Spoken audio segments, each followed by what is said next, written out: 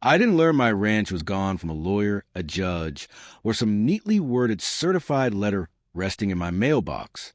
I learned it because three strangers were hauling my grandfather's cattle chute onto a flatbed truck before the sun had even cleared the ridge. That's how my day began. The tires of my pickup crunched along Keechee Road just like they always had. Slow, familiar, the kind of sound that usually meant I was finally home. Cold air pushed through the cracked window, carrying sagebrush, damp earth, and that sharp mineral scent rolling off Willow Creek. I'd been hauling feed all night, running on coffee and pure muscle memory, already imagining my boots kicked off and a second cup poured strong enough to wake the dead. Instead, I saw a movement where there should have been none. Headlights, reflective vests, men calling out measurements like they were setting up a carnival ride. At first, my brain tried to make it make sense. Maybe county work. Maybe a neighbor's crew crossed a fence line by mistake. That's what you do when you've lived on the same land your whole life. You assume people mean well until they prove otherwise. Then I saw my feed wagon, the one my granddad welded together back in 1962, bent steel and all, rolling toward a gate behind a truck I'd never seen before. That's when my stomach dropped. I swung the pickup sideways, dust boiling up around the hood, and stepped out slow and deliberate. Frost cracked under my boots. Nobody even glanced my way. One guy wrestled with a branding chute, cursing when it snagged on a fence panel. He clearly had no idea what he was touching. Another waved cheerfully, like I was just another subcontractor showing up late. A piece of paper flapped against the main gate, snapping hard in the wind. I walked over and ripped it loose. Bright red stamp, big letters, clean font, notice of foreclosure. Property sold, effective immediately. Sold to an HOA bidder. For a moment, everything inside my head went silent. The way it does right before a storm breaks. My ranch, 3,000 acres my family had worked since Eisenhower was president. Gone on paper. No mortgage, no lien, no unpaid taxes. I had receipts older than most attorneys. Then I heard heels crunching on gravel. Mr. Hale, a woman said, her voice smooth as varnish. We were expecting you. I turned. She stood there like she stepped straight out of a magazine. Red wool coat, clipboard pressed her chest, blonde hair pinned so tight it looked painful. Behind her hovered two people with tablets, cataloging every piece of equipment being dragged off my land like it was inventory. Her name was Vivian Cross, president of the Silverbrook Homeowners Association, a subdivision 5 miles south, all beige roofs and identical mailboxes, built where antelope used to bed down. Expecting me? I asked, mind explaining why people are stealing my equipment. She smiled, not warm, not cold, just pleased. Not stealing. Transferring assets. The property was auctioned yesterday afternoon. All procedures were followed. I held up the notice. I've never missed a tax payment in my life. What auction? Her eyes lit up the way some people's do when they enjoy delivering bad news. Delinquent community impact fees. $84,000. The HOA placed a lien months ago. I'm not part of your HOA. Oh, she said lightly, tapping her clipboard. You are now boundary adjustments, jurisdiction expansion, automatic enrollment, all filed last year, all public record. I laughed once, short and sharp. Lady, my grandfather bought this ranch in 1951. You don't get to auto-enroll land older than your subdivision. She shrugged. Community standards exist for stability. When owners fall behind, consequences follow. Behind her, my loading chute scraped along the ground as it was dragged away. You're trespassing, she added softly. Best gather personal belongings and leave before law enforcement arrives. That's when I knew something was wrong. Her confidence was too polished, too rehearsed, like someone reciting lines they practice in a mirror. My father used to say you can hear truth in a person's voice if you listen long enough. Hers sounded hollow. I looked around at the workers, the sun rising behind them, painting the hills gold like nothing was wrong. You think you can take 3,000 acres with a fake fee and a piece of paper? She smiled wider. It's already done. She turned away, signaling the crew to keep moving. Just like that, my ranch, my life, was reduced to a line on a clipboard. That morning, I drove straight to the Silverbrook Community Center. The place smelled like fresh paint and carpet cleaner, all polished wood, and inspirational posters about community harmony. Inside, a board meeting was already in progress. Folding chairs, a projector humming. My land was outlined in bright blue on a map, like someone had drawn borders with a crayon. Vivian stood at the podium, her coat draped neatly behind her like a flag. "You're not on the agenda," she said when she saw me. "This meeting is for verified property owners only." "Good," I said, walking down the aisle. "Then you won't mind explaining how my ranch ended up on that map." A man in a golf vest adjusted his glasses. "Boundary realignment. Filed last fall. Filed where?" "County offices," Vivian replied smoothly. "Notices were mailed." "To what address?" Someone flipped through a folder. P.O. Box 118. "That box closed in 2008. Her smile didn't shift.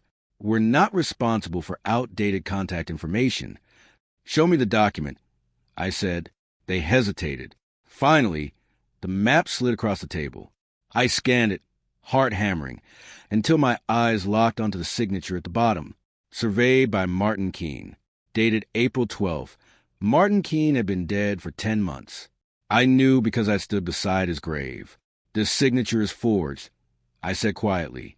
The room went stiff. Vivian blinked once. "That's a serious accusation." "It's also a fact." She slammed the gavel. "Order. Mr. Hale, if you continue disrupting." The door opened. Sheriff Tom Alvarez stepped in, hat in hand, already looking tired. "Got a call," he said, "about a disturbance." Vivian straightened. "Everything here is lawful." I handed the sheriff the map signed by a dead man. He squinted at it. "That's something the clerk would have to look into." "After my land is gone?" He didn't answer. I took a breath. "This isn't over," I said to Vivian. "If one thing's forged, what else is?" For the first time, fear flickered behind her eyes. I walked out knowing one thing for certain. This wasn't a mistake. This was war. Now pause the story right here, because this is where most people watching at home usually say, "No way that could actually happen." Except it can, and it does far more often than you'd think. By standard procedure, an HOA doesn't just magically gain control over land because it happens to sit nearby. Jurisdiction isn't based on vibes or confidence. It's contracts, deeds, recorded covenants. You don't auto-enroll 3,000 acres because a board got ambitious one afternoon. But here's the trick. They don't need to be right at the beginning. They only need to move faster than you can respond. Legally speaking, HOAs abuse paperwork the same way bullies abuse social pressure. They file something that looks official. They mail notices to addresses they already know won't answer. Then they let the system do what it always does. Assume silence equals consent. Courts are overloaded. Clerks are buried. And by the time you notice what's happening, the damage already looks permanent. Now this is where psychology comes in. This isn't just legal maneuvering.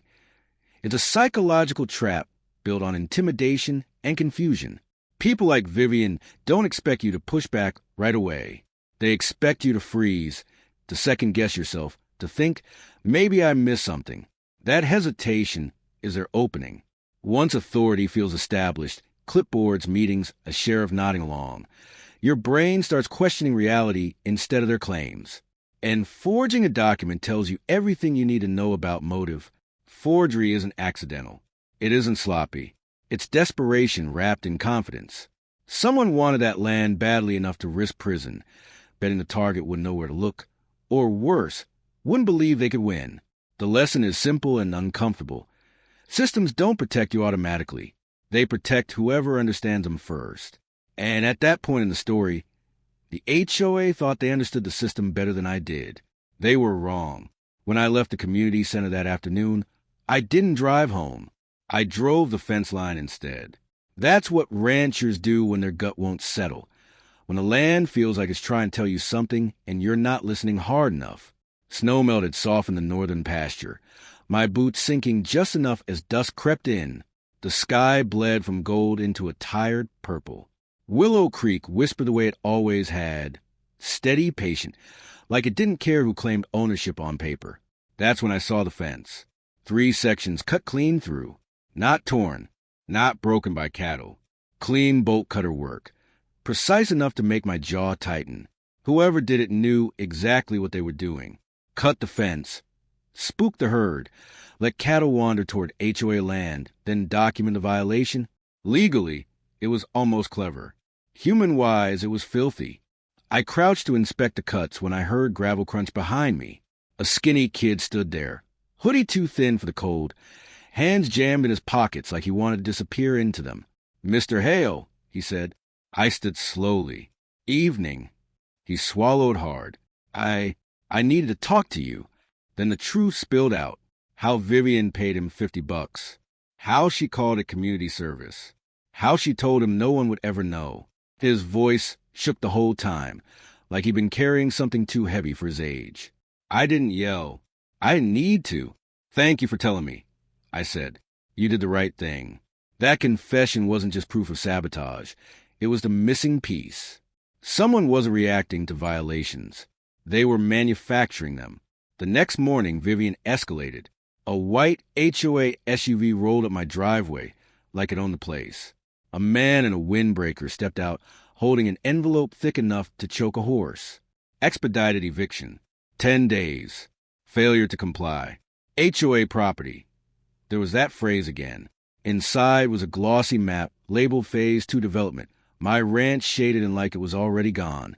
And tucked near the back was a name that snapped everything into focus. A developer. That's when I stopped reacting and started planning. That afternoon, I dug through the old barn, past dust, horse blankets, and the smell of history, until I found what my father told me never to throw away. A yellowed federal map from 1969. Repair and easement. Willow Creek. Protected waterway. Federal jurisdiction. Not just a shield, a lever. By sunset, I was sitting across from Rachel Dawn, a lawyer who still believed paperwork should mean something. She didn't smile when she saw the easement. She went quiet, the kind of quiet that happens when someone realizes the ground just shifted under someone else's feet. "This overrides everything they did," she said. "HOAs can't touch this. Developers can't touch this. The county can't redraw it." That night, the pieces started falling fast. Emails. Tax filings, shell companies, HOA funds quietly funneled into consulting fees. 3 foreclosures before mine, all snapped up by relatives of board members. Suddenly, my case wasn't personal anymore. It was a pattern. 2 days later, Vivian hosted what she called a community safety forum. It was pure theater, stage lights, a projector, pamphlets showing my ranch photographed at ugly angles, edited dark to make Clean Creek water look toxic. Neighbors stood one by one, reading coach lines about noise, smells, property values. Sheriff Alvarez stood near the back, arms crossed, uncomfortable but silent. Vivian wrapped it all in concern. "We're just protecting our community," she said. I let her finish. Then I stepped forward. "I have photos of the fence cuts," I said calmly. "And I have a witness who was paid to do it." The room went dead quiet. She called it baseless. I held up my phone. Recorded. That was the first crack. The Rayall break came the following week in a courtroom that smelled like old wood and dust. The HOA asked for an emergency injunction. Rachel requested permission to present evidence. Forged survey. Death certificate. Emails coordinating falsified filings. Unpaid HOA taxes. The judge's expression hardened with every page. Then it was my turn. I placed a federal easement on the bench. "This land," I said, "has been under federal protection longer than this HOA has existed." The courtroom buzzed, and then Rachel dropped the final piece. Effective that morning, the Willow Creek Conservation District had been legally formed. Under state law, it had authority to reclaim land illegally annexed through fraud. Eminent domain applied at agricultural valuation. The judge leaned back. Vivian didn't. "You can't take our homes," she said, her voice cracking. "I'm not," I replied. "I'm restoring what you stole." The gavel came down hard. Fraud, forgery, criminal referral. Deputies moved fast. Vivian's clipboard hit the floor. The developer didn't even make it to the door. Outside, Cameras flashed and reporters shouted, but all I could hear was the wind moving through town the way it always had, indifferent to who thought they owned it. A week later, the paperwork was finalized. Every parcel of Silverbrook fell under conservation authority. Residents weren't evicted. They were offered long-term leases at agricultural rates. The green belts became wildlife corridors again. The creek was restored. People cried, some out of relief, some out of anger, all out of shock. And me? I went back to the fence line. The cuts were repaired. The cattle were calm. The land felt steady again. Vivian tried to erase a legacy with paperwork. Instead, she handed me the leverage to protect an entire valley. And that's the thing about systems. They don't care who you are. They care who knows how to use them. After the cameras packed up, after the court filings were tucked into neat folders, after the adrenaline burned off and the phone finally stopped ringing, the quiet returned. Not the empty kind, the honest kind. I stood on my porch one evening watching the light slide across the pasture the same way it always had, slow and patient. And I realized something that stayed with me longer than the victory ever would. This was never just about land. It was about leverage. The lesson here is that power doesn't always show up wearing a badge or carrying a weapon. Sometimes it arrives holding a clipboard, smiling politely, using words like procedure and compliance to convince you resistance is pointless. That's how most people lose. Quietly, legally, without ever realizing when the fight actually began. According to standard procedure, systems are supposed to protect order, but systems don't have instincts. They don't feel injustice. They don't stop themselves when something smells wrong. They keep moving until someone forces them to pause. And the people who exploit that understand exactly how much pressure to apply without triggering alarms. From a legal perspective, that's why HOA abuse is so dangerous. Not because every HOA is evil. Most aren't. But because the structure rewards confidence over truth. If something is filed, stamped, and left unchallenged, it gathers momentum. And momentum looks a lot like legitimacy once it's rolling downhill. That's where the psychological trap circles back. This is a trap built on hesitation.